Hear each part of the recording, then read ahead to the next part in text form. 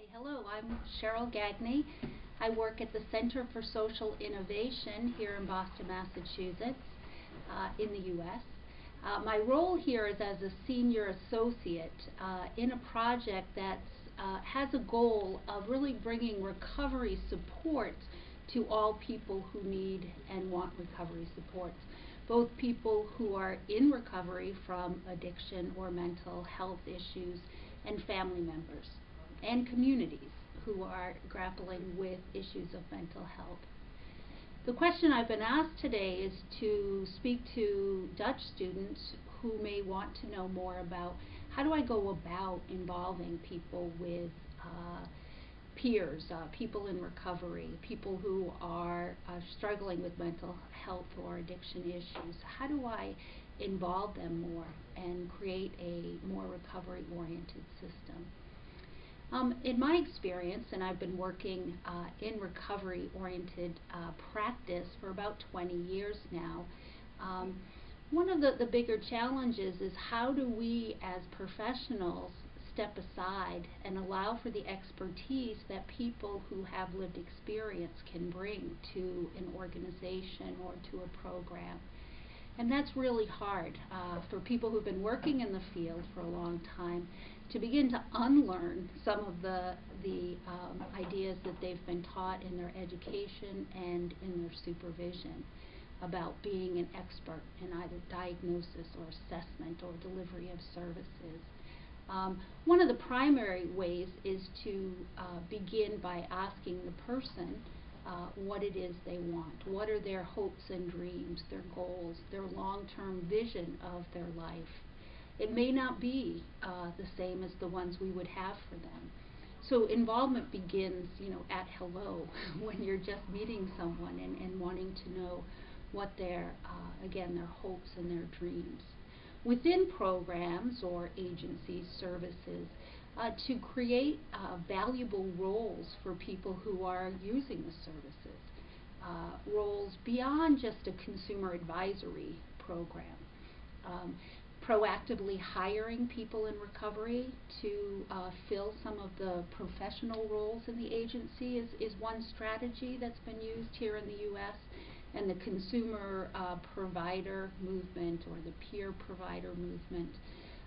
In addiction in U.S. it's called recovery coaches, peer recovery coaches. That's one of the strategies to really change the organization, because we've really learned that for professionals to change their beliefs, their attitudes, they really need to have a different experience of people in recovery. They need to experience them as colleagues and collaborators. If they can do that in a professional way with colleagues, they can begin to apply that also with the people that they're serving. So we really advocate the hiring of peers in programs and services, and to recognize the strengths of people who are coming to our services. I know the Dutch have had a strength-based approach, have really tried strength-based case management and other services, and so really recognizing again the strengths and expertise that the person brings. That said, not everyone who comes into our programs for service are going to have the skills or the supports they need to take up these roles, or even have the skills and supports they might need to talk about their hopes and dreams. For many people who are living with addiction or mental health issues for a long time, dreams have been extinguished, and people may be feeling a lot of despair and hopelessness. So one of the other things as a professional, having the skills of inspiring, being able to hold on to hope for people who have not been inspired for a long time.